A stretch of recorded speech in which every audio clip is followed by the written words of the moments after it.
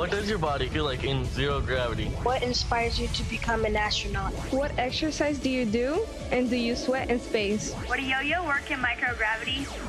So it works.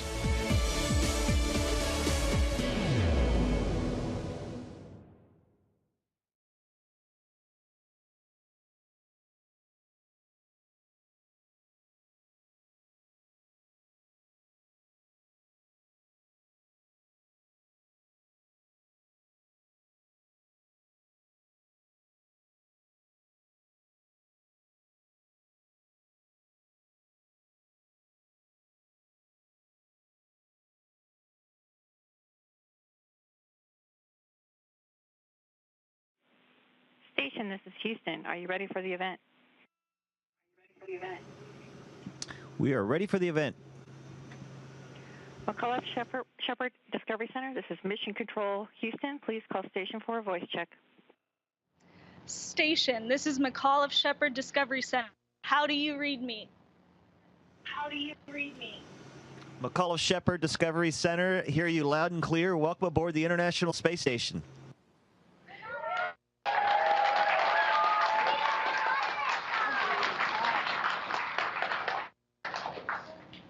Hello, the McAuliffe Shepard Discovery Center strives to inspire everyone to reach for the stars, but most importantly, to honor the legacies of Krista McAuliffe and Alan Shepard. Therefore, we are thrilled that you and others on the space station are continuing Krista's legacy by performing her lessons. At this time, I will pass off to our moderator, David Brooks from the Concord Monitor and Concord Science Cafe. Thank you. All right, enough with the boring adults on the ground. Let's get to the questions. Hi, I'm Kaylin Tarr. How did you train to become an astronaut? I went to school. When we are hired as astronauts, we go to for about 2 years of kind of initial training where we learn principles of aviation, how aircraft systems work and how to operate them, how spacecraft systems work, how to operate them, a lot of basic science classes, and also Russian language.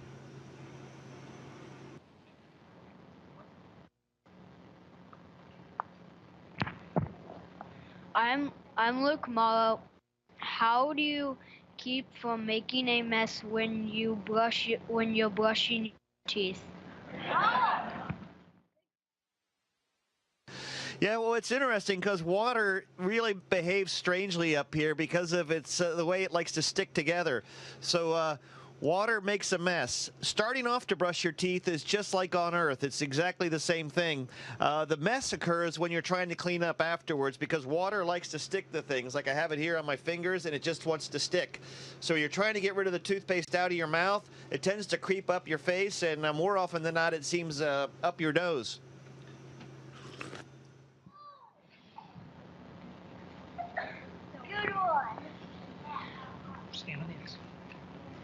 I'm Sophie Morrow. The 50th anniversary of the lunar landing on Apollo 11. What do you dream of us accomplishing in the next 50 years? Yeah, 50 years ago, it was a very proud moment when Americans went to the moon. But they made it very clear at that time they went for all humankind.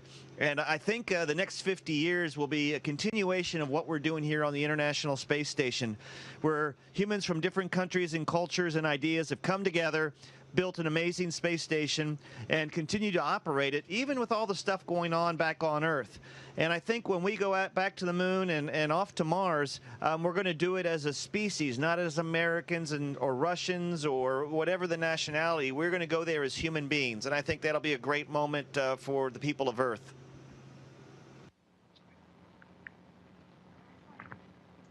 All righty, next. I'm Nick Morrow. What do you do all day? Like when you arrive at school on the first day of school, as you will here in a few weeks, you'll be handed a schedule and tell you what your day is going to be like. That's what our days are like on the International Space Station, but we get a new schedule every day, and it basically runs from about 7:30 in the morning till 7:30 at night. We have about 2 hours built-in exercise time and also time to eat, but the days are really full. We repair things, we install hardware, and the bulk of the time we spend doing science experiments.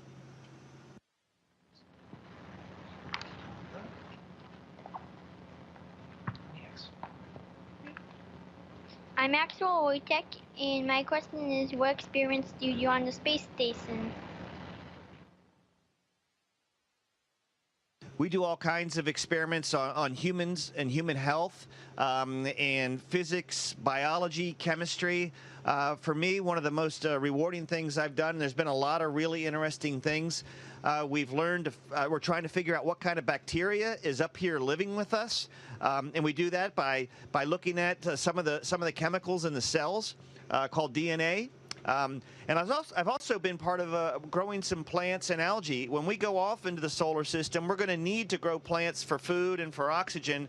And I've been growing some plants and some simple algae up here on the space station so we can learn how to better cultivate that stuff. So when we go out into the solar system, we will take plants with us. Stand on the X. What's your name? My name is. Besides the space station itself, what is the most interesting piece of technology on board the International Space Station? Yeah, that's a great question, because just even in what you can see, like right behind me is a small airlock where we can put science experiments out into space and see what happens out there. Even in this area around me, there's all kinds of science experiments and different technologies. One of the really interesting things for me that we've been working on is this device called a cold atom lab. And it's going to get down to temperatures that really are some of the coldest in the universe here on the space station, so we can understand how the very small particles that make up all life and all matter, how they operate. And we can do it by getting them super cold. So I'm really excited. We've gotten some really good science out of that already, and I look forward to some really important discoveries in the future. All right, we could use a little cold down here at the moment, but our next question. Understand. My name's Sarah Pollard, and is time different on the space station? Yeah, there's a lot of ways I could take that question. I think what you're asking maybe is the time zone. We kind of work from 7:30 in the morning to 7:30 at night. We go to bed around 10:30, 11 o'clock, just like we do on Earth. So our day-to-day is fairly similar. We're on a different time zone than you are in New Hampshire. We're on Greenwich Mean Time, so we're more closely aligned to what the time zone is in Europe. So I think we're about 5 hours ahead of you right now, so 5 hours ahead. So I'm kind of at the end of my workday while you're sort of in the middle of your day. And we do that because we have control centers all around the world, in Japan and Russia and in Germany and also in the United States. And we try to find a kind of nice middle-of-the-road time zone where everyone can, in the middle of the day, can kind of be up and working. Okay. Stand on the X. What is it like being weightless in space, and is it hard to move around? What's your name? Theodore Coulter.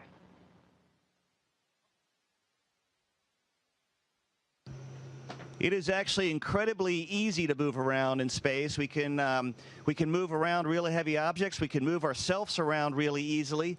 The downs, and it's a lot of fun. One of the downsides of that is everything you own can also move just as easily.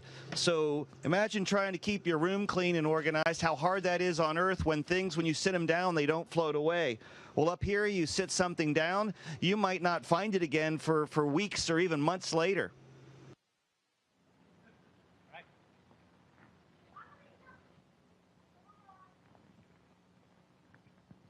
My name is Caroline Gilbert. What was your inspiration to become an astronaut?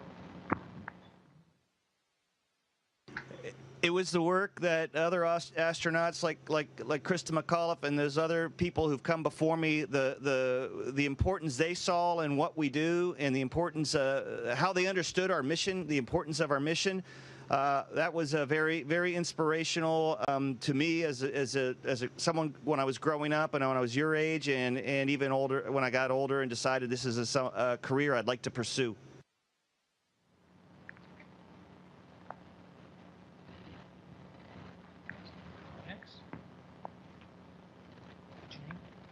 My name is Elijah Howard, and what are 3 things you missed most from Earth? Hi, Elijah. I've been up here about 150 days or thereabouts, I think, so far, maybe 140 days. So definitely my family and friends.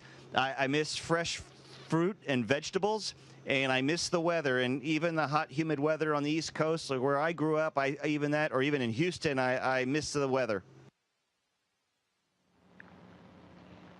Okay, next, stand on the X.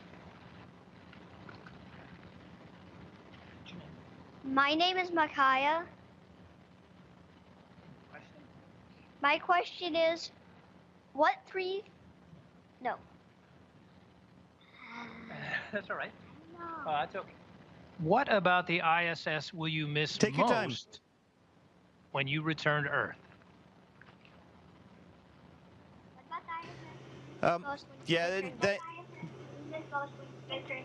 Thanks for asking that. I miss the people. I'll miss the view of our planet, of course, but I'll miss the people up here. It's a great sense of community, both with the people that I'm up here with and the team that's been helping us along on the ground.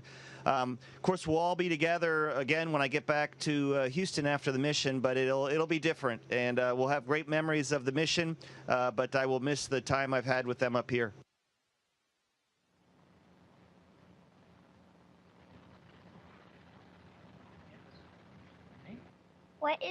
My name is Tristan Moffat, and what is your favorite space food? So most of our food selections come in something a little bit larger than a shoebox. So to give you an idea that after 140 some days, I'm running low on favorite space food right now. But if I had to make a choice, I think we have a chicken and peanut sauce, which is pretty good, especially if I put more peanut butter in it and some hot sauce. It's still pretty tasty.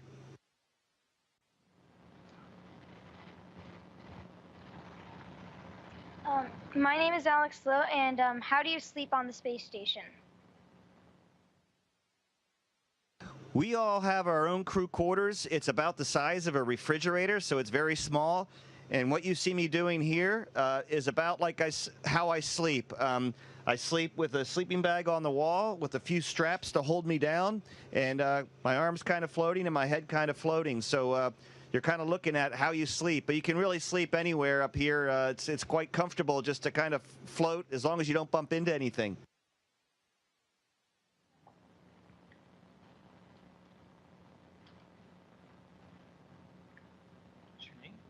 Hello, my name is Haloon Siddiqui.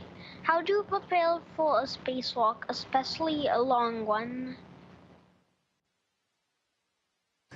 Well, we have to get our suits ready, which takes a lot of time. They're very complicated machines, our spacesuits, because they're little tiny spaceships in essence. So that takes a fair bit of time. And then we also have to practice, almost like a rehearsal or studying for a test. So we spend a lot of time kind of studying and preparing. The other thing we do is we exercise. Moving around in a spacesuit is hard work, and we exercise every day. So when we go out for a 6.5 or 7 hour spacewalk, we're in good physical condition to do it. Thank you. All righty. Next. Hi, mine's Ethan. What is the coolest or weirdest thing you have seen while on the space station? Cool and weird. Well, one of the cool and weird things is just the way water behaves, and I've talked about that earlier. It just sticks together, the bubbles form perfect spheres, and just watching the way water behaves is a really interesting and cool thing. The other thing is watching our Earth. It's a very dynamic planet. Just yesterday, I was looking out the window and I saw a major Category 4 hurricane in Hawaii, the big island of Hawaii, with an active volcano erupting all in one window pane. And just how dynamic our planet is just, it's an endless source of fascination for all of us. Oh, thanks.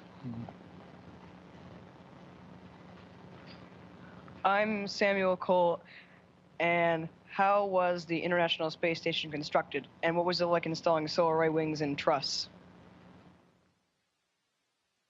The ISS was built all over the world. The modules were constructed all over the world. They were then sent, they were either launched from Kazakhstan or launched from Kennedy Space Center in Florida, and they were assembled together, the entire modules, for the very first time here on the space station using a robotic arm, a large robotic arm, and people out doing spacewalks. So it was incredibly complicated, this whole process of erecting this magnificent space station up in low Earth orbit over a number of years. Installing the solar arrays was a really great day for us because I knew at that point, with all the solar power we could then, the electricity we could then generate, we could go from 3 ISS crew members to 6 ISS crew members and start doing the science we really wanted to do. So a really complicated process. It takes place on the Earth and up here in space, and it was a really amazing thing to watch over the years. Okay. Was it easier or harder than assembling something from IKEA? Good question. It was probably easier because we had really good plans and really good hardware. So attaching the S6 truss was really just a couple of 4 bolts and a few grounding straps. So they make it pretty easy for us. How long does it take to get used to microgravity? My name's Amelia Mafoy. The interesting thing is, the first time I flew in space, it probably took 3 or 4 days before I was feeling really comfortable being here, because you can feel a little sick when you first arrive to space. This time, it's like my brain remembered, and we launched in a Soyuz, and I instantly felt fine. I was eating, I was sleeping, I was very comfortable. It was almost like your brain can figure it out. Oh yeah, I've been here before. I know what this is like, and it adjusts very quickly.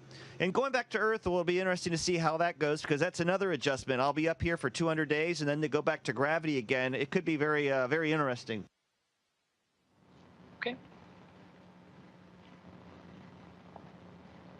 Will people make it to Mars? My name is Mary Gilbert. Yes. That is why all of us are up here. All the people on the ground are working at NASA, and our other international partners are all doing what they do. The adults who are in the room with you, that's why they do what they do, because they want someone your age to be the one to be the first human on Mars. So yes, we will get to Mars. Period. My name is Graham Roberts, and if you could have one thing on the space station that you weren't allowed to bring, what would it be? I had a fellow astronaut tell me many years ago, when you get to space, the very first thing you want to do is to have all your friends and family there with you so they can see and experience what you see. And I think that is absolutely true. That is the one thing you just wish you could share. Words escape me. Photographs don't quite do it justice. Every human being should have this experience to realize what a truly precious planet we share and call home.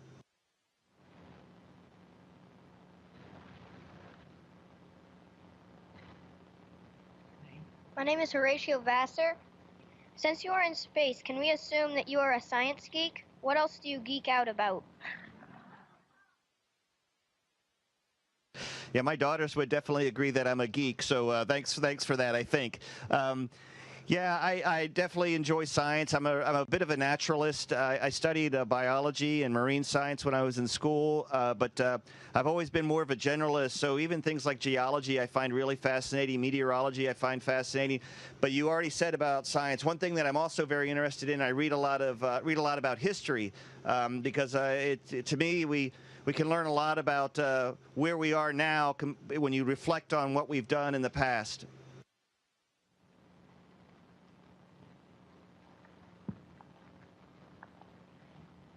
My name's Evelyn Smith, and my question is, was it scary traveling into space?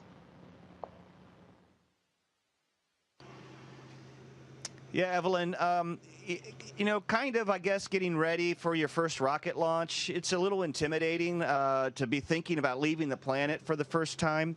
But one of the really nice things about this job is you get to meet all the people around the world who make space flight possible. And when you realize how committed they are to doing their job right every single time, the passion they have for their job every single day, you learn to trust the team that is responsible for getting you here, taking care of you while you are here, and getting you home safely. And so that makes it a lot less scary, considering what we do for a living. All right, we got time for one more question, and I'm going to ask it because they're not paying me. How much exercise? Oh, we do not. Okay, that's it. We would like to thank our astronauts, so we are going to say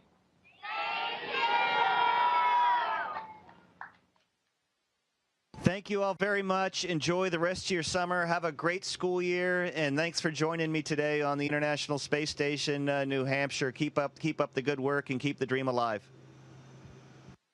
Station, this is Houston ACR. That concludes the event. All the participants from the McAuliffe Shepard Discovery Center. Station, we are now resuming operational audio communications.